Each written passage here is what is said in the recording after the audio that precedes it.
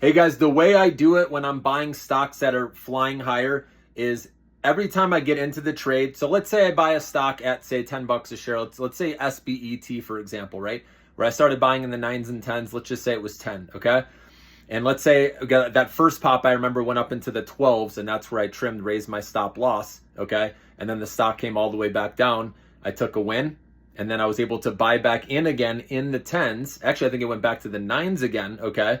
And then I played it back up again, this time to $14 a share, and set my stop loss. And eventually that hit again, got a win. Each time I'm buying back in, the position size is a little smaller because more of the upside has already been had, right? So that means less upside moving forward.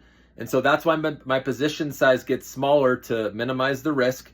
And then I'm also in the trade a shorter amount of time too. As it goes higher, I want to get in and out fast because you never know if they're going to do another share offering, which we know, it's okay with these that are buying Ethereum or other cryptos with it. That's working.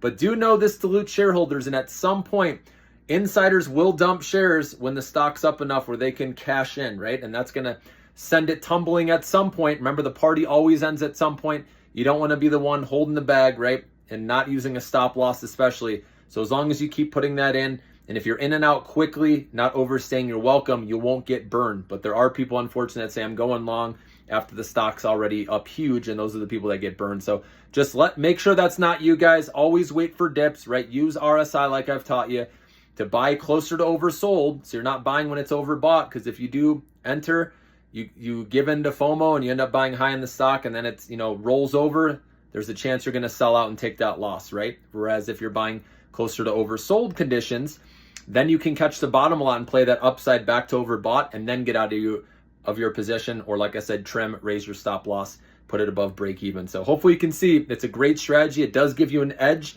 and that's what we're looking for in this market, guys, is an edge. So keep using that. It's going to help you dramatically.